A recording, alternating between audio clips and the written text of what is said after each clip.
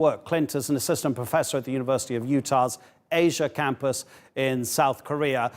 Clint, shall we start with the American reaction? Because, OK, we know that no talks were scheduled, but we also know that Donald Trump tweets regularly about a person he calls his good friend Kim Jong-un, and that Kim won't disappoint him, that he's going to come back to the table. So surely it's only a matter of time before the White House says, look, let's be positive about this offer from the North. As you indicated, the president himself seemed somewhat hopeful, found the message from the foreign ministry interesting, he said. But at this point, there's no indication that there's any working level talks between Stephen Biegun, the representative on the U.S. side for North Korean talks, or working level officials on the North Korean side. There have been some indications that there could be discussions around the UN General Assembly later in September, but still no concrete plans or announcements to that effect up to this point.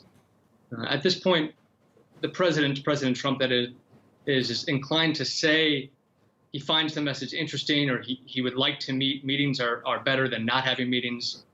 But at this point, he's left a clear record of going back on his word from one day to the next. So it's difficult to say at this point in time. So why do you think the offer has come from Pyongyang?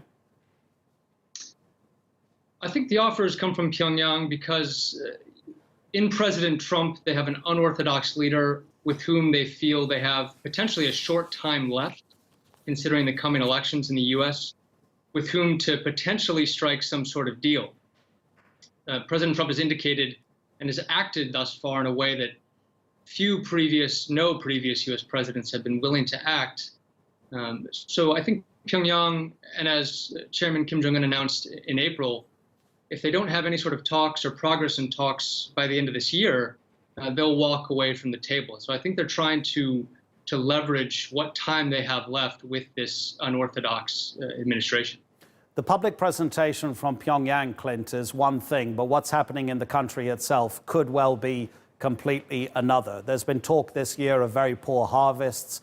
There's an analysis that the North can't really afford to continue with this weapons program while maintaining relative stability in its own country, a country which the United Nations says is full of human rights abuses, that has concentration camps. There are witnesses who have escaped the country and saying that they have to catch cockroaches to stay alive, to eat things like rats. The country, from the outside, looks as if it's being held together. What's happening on the inside? The most responsible thing for an analyst to say up front is we never know for sure. There have been sort of doomsday analyses about the North Korean regime's longevity since the early 1990s. So to forecast a pending demise of the regime is something I'm not personally willing to do. But as you indicated, there are reports of worsening harvests and increasing hardships on a North Korean population that is already subject to extreme constraints. And, of course, a monstrous human rights regime within the country. Whether or not this will lead to North Korea no longer conducting tests, I find that somewhat hard to believe. Its tests are both for an external audience in D.C. and in the region, but also for its domestic audience. Its militarist approach is very much tied up with the regime's legitimacy as well, internally. Clint, really appreciate your time. Thank you very much indeed.